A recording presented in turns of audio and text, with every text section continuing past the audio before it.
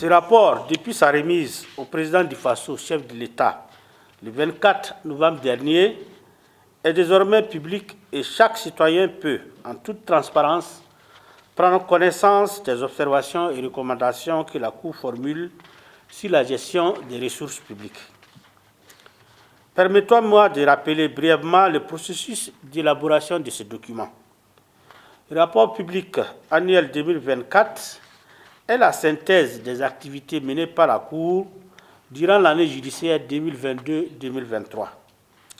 Il fait le point des activités juridictionnelles, à savoir le jugement des comptes des comptables publics et des fraudes de gestion, et des activités non juridictionnelles relatives à la bonne gestion et l'utilisation des deniers publics. Ces contrôles ont consisté en l'analyse des dossiers, des auditions, des échanges avec les administrations concernées et ont abouti à des constatations et à la formulation des recommandations destinées à corriger les dysfonctionnements identifiés. Dans ces grandes conclusions, le rapport que nous présentons aujourd'hui relève que dans plusieurs secteurs et structures de l'État, des irrégularités existent. Le parquet général analysera ces différents cas pour voir ceux susceptibles d'elles constituent de fautes de gestion et envisager la suite à leur réserver. Le rapport identifie pour chaque cas les structures concernées et les catégories d'agents présumés auteurs. Ces constats appellent des suites appropriées, tant administratives que juridictionnelles, lorsque les faits les rendent nécessaires. Conformément à son mandat de juridiction supérieure de contrôle des finances publiques, la Cour formule dans ses rapports des recommandations précises à l'attention des décideurs publics. Ces recommandations visent soit à corriger des pratiques irrégulières constatées, soit à renforcer les dispositifs de prévention.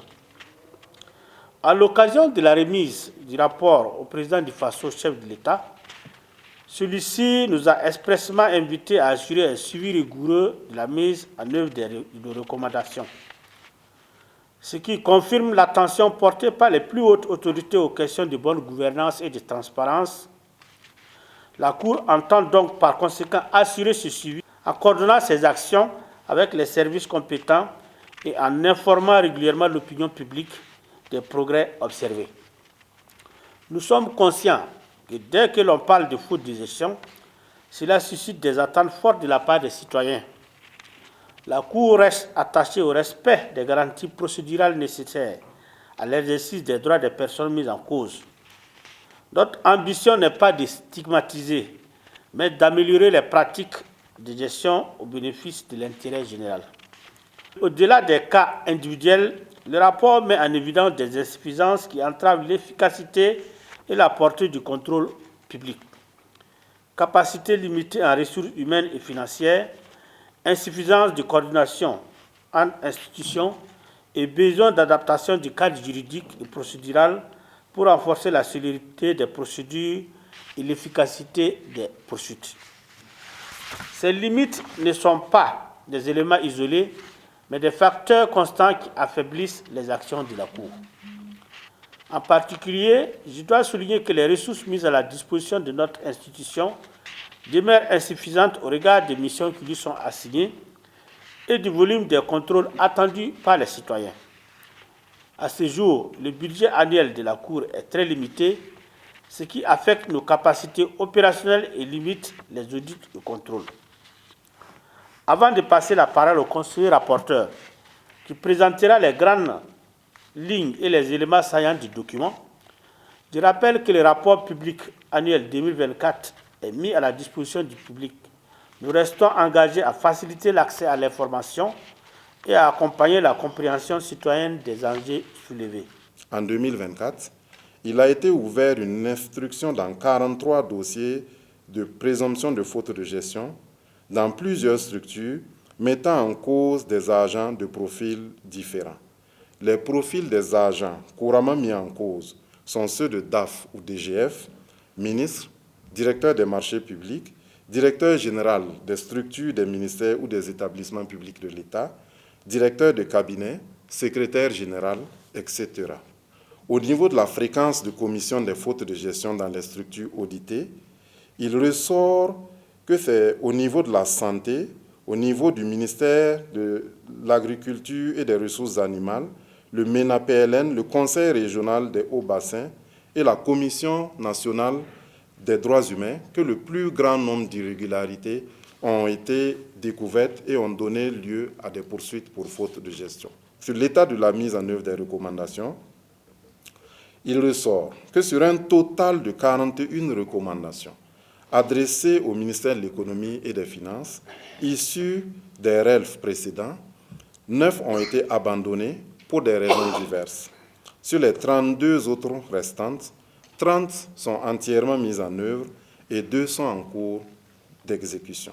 Au titre de la certification des formulaires de déclaration des recettes issues des industries extractives au niveau des entités publiques, dans le cadre de l'ITIE R6 2022, il s'est agi pour la Cour de vérifier à travers la mission de certification l'exhaustivité et la fiabilité des recettes paiement déclarées par les entités publiques au titre de l'exercice 2022 et d'attester leur conformité aux données de leur comptabilité. Les travaux ont livré des résultats sur les aspects suivants.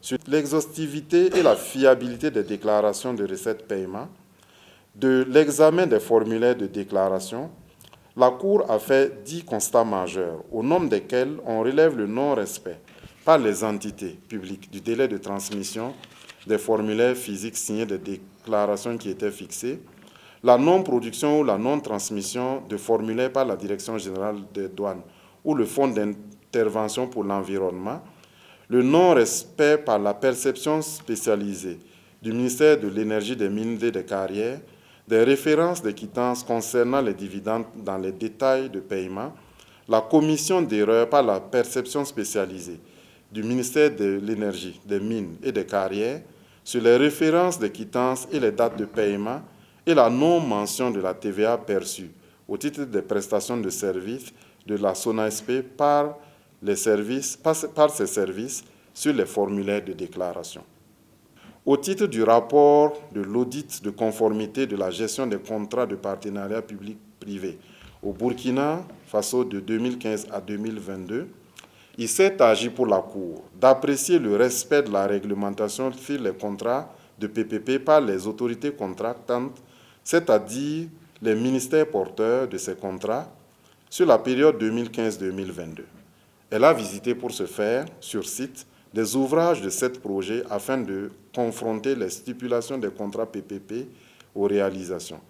Il s'agit des projets Centrale solaire photovoltaïque de Kodeni dans la commune de Bobo-Dioulasso, Centrale solaire photovoltaïque de Pa dans la commune de Pa, Centrale solaire photovoltaïque de Zano dans la commune de Tenkodgo, Centrale solaire photovoltaïque de Nagreongo dans la commune de Nagreongo, la voie de contournement nord et sud de Ouagadougou, la mise en place d'un système d'émission des passeports à puce électronique e-passeport à l'ONI, la modernisation et la sécurisation des titres de transport à la Direction générale des transports terrestres et maritimes à Ouagadougou.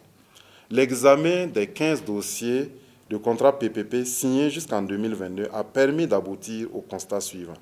Des irrégularités sur la mise en place et le fonctionnement des organes de gestion des PPP, des insuffisances sur la sélection et la réalisation des projets PPP, la non-observation de la réglementation sur la procédure d'entente directe quant au choix des partenaires privés, le non-respect de certains engagements sur les engagements contractuels, des faiblesses sur le suivi de la réalisation des contrats PPP. Du chapitre 3 traitant des opérations des collectivités territoriales. Au titre donc du rapport de contrôle de la gestion des centres de santé et de promotion sociale dans les communes de Ouagadougou, Bobo-Dioulasso, Oundé, Koupela, Tenkodgo, des exercices 2018 à 2023, les constats majeurs suivants, assortis de recommandations, ont été faits. Sur la réalisation des investissements, le suivi de l'utilisation des données pour les charges récurrentes et la tenue de la comptabilité des matières par la commune, la Cour a relevé que l'utilisation des médicaments essentiels génériques et du carburant acquis sur les ressources transférées n'est pas justifiée par les CSPS auprès des communes. Elle a fait des recommandations aux maires, présidents de délégations spéciales, aux infirmiers chefs de poste et aux trésoriers des bureaux COGES, des CSPS, des communes concernées, en fonction de leur niveau de responsabilité, soit de veiller au suivi et au contrôle de l'utilisation des dotations acquises sur les ressources transférées, soit de produire et conserver les pièces justificatives relatives à l'utilisation des dotations acquises sur les ressources transférées et de tenir les registres de l'utilisation de ces dotations. La Cour a aussi noté que des investissements n'ont pas été réalisés par la commune de Ouagadougou, conformément aux spécifications des arrêtés de transfert des ressources financières. Pour y remédier, elle a recommandé au ministre chargé de la Santé de prendre les dispositions nécessaires pour associer les communes à la planification et à la programmation des investissements relatifs au CSPS et aux maires ou présidents de délégations spéciales de la commune de Ouagadougou d'obtenir l'autorisation préalable des ministères en charge de la santé et des finances avant tout changement dans l'utilisation des ressources transférées par l'État, ainsi que de prendre les dispositions nécessaires en concertation avec le district sanitaire de Bogdogo afin d'équiper et de rendre fonctionnel le CSPS de Yamtenga. Du chapitre 4 traitant du contrôle des entreprises publiques et des organismes de sécurité sociale. Ce chapitre est relatif au rapport d'analyse des états financiers de 14 sociétés d'État au cours des exercices 2021 et 2022 et à l'audit de performance de la Caisse nationale de sécurité sociale.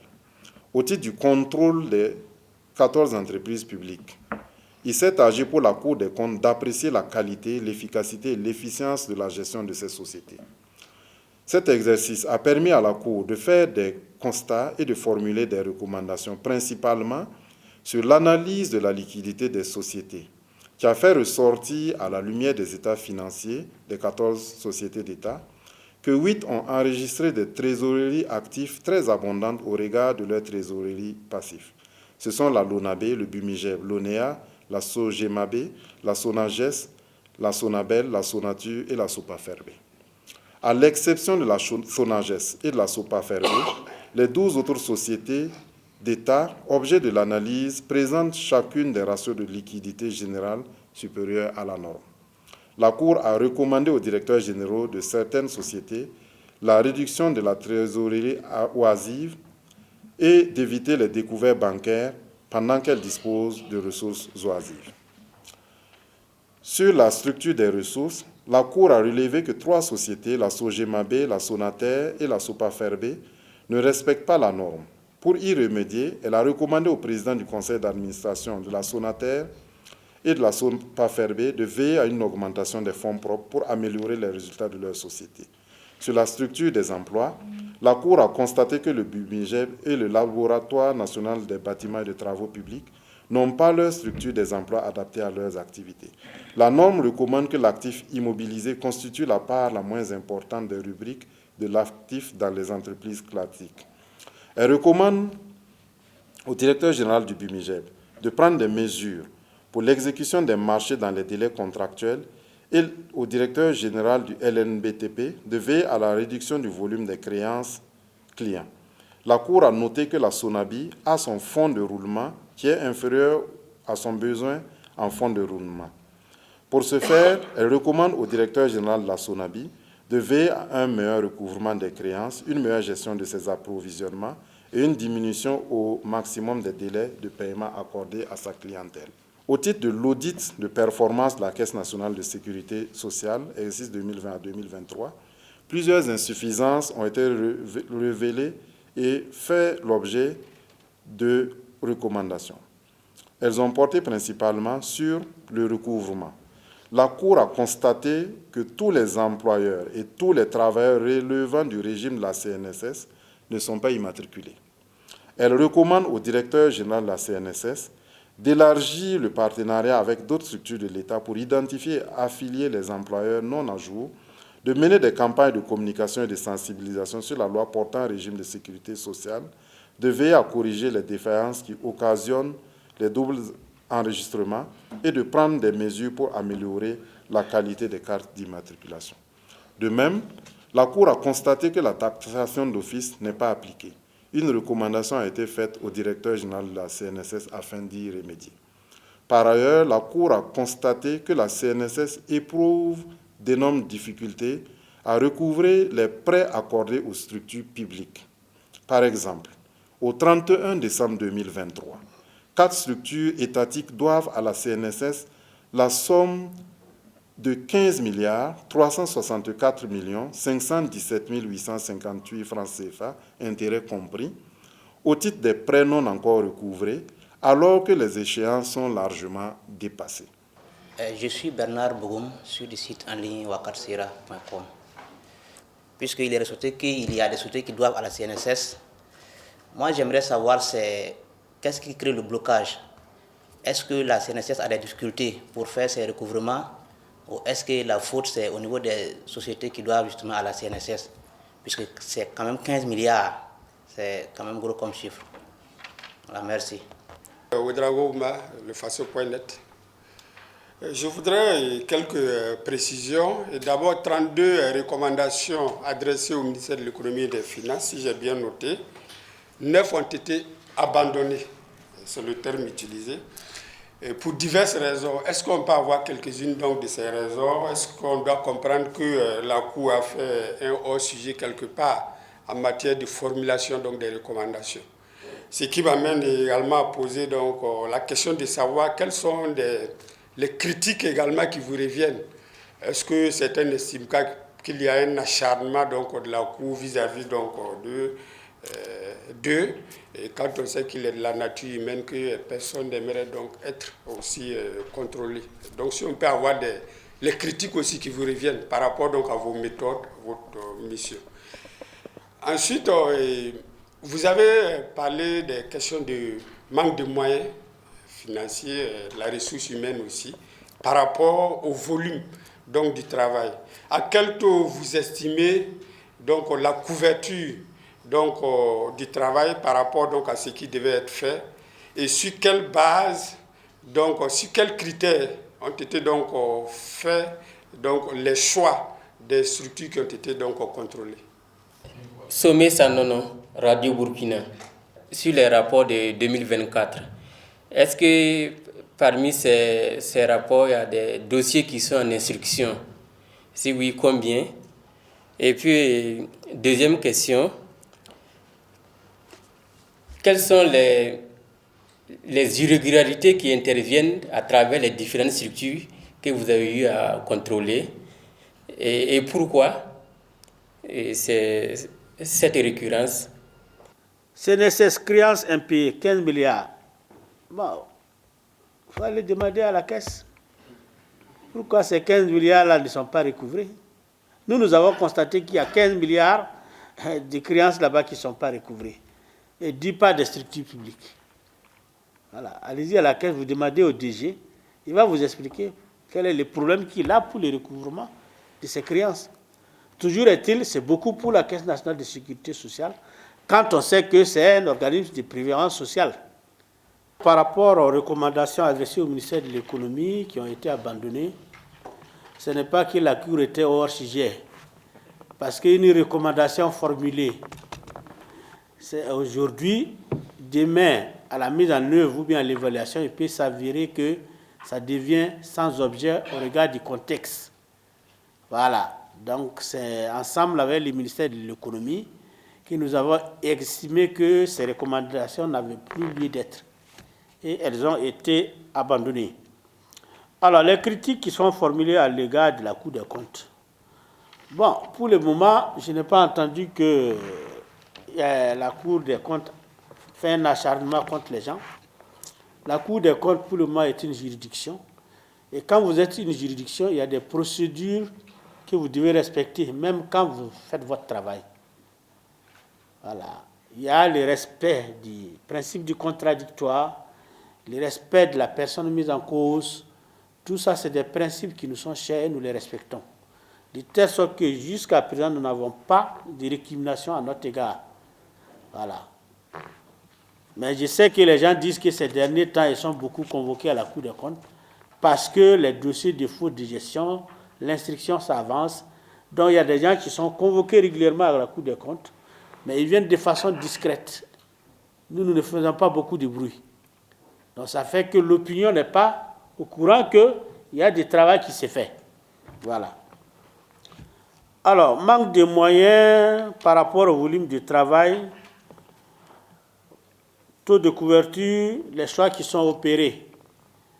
Bon, le manque de moyens, c'est un problème qui est récurrent, hein, nous le posons chaque année. Les attributions de la Cour des comptes sont très vastes. Très vastes. Logiquement, nous devions chaque année pouvoir faire un contrôle de chaque ministère et institution de ce pays. Sans compter les établissements publics de l'État qui sont à minimum 160. Les collectivités territoriales n'en parlons pas. Sans compter les projets et programmes. Les organismes de prévoyance sociale. Alors, pour pouvoir faire ce travail, il faut des moyens financiers, des moyens humains et des moyens matériels. Depuis des années, nous posons le problème de l'effectif de la Cour des comptes qui n'est pas un effectif suffisant. Alors, donc, comment nous faisons? Au regard de ce qu'on nous donne chaque année, nous avons notre programme annuel de contrôle et de vérification que nous établissons chaque année. Au regard de ce qu'on reçoit, on ajuste. On fait ce qu'on peut faire. Alors, dossier en instruction, oui, combien? Bon. Voilà, une soixantaine de dossiers qui sont en instruction au niveau de la Chambre de discipline budgétaire pour des faits présomptifs de faute de gestion. Les irrégularités détectées, les préjudices. Dans les documents, vous verrez que nous avons fait une classification des différentes irrégularités détectées, les structures où ces irrégularités ont été détectées, les catégories de personnes qui ont été identifiées, tout est là. Alors, merci au service d'information du gouvernement qui a consacré son temps pour nous accompagner dans cette activité. Merci au procureur général près la Cour des comptes, au président des chambres, à tous les conseillers de la Cour des comptes qui sont venus à cette conférence de presse. Le grand merci est à vous, nos partenaires de la presse, qui bien sûr chaque année venez vers la Cour des comptes pour essayer de savoir ce que nous faisons. Les bureaux de la Cour des comptes sont ouverts, vous pouvez venir quand vous voulez. Merci.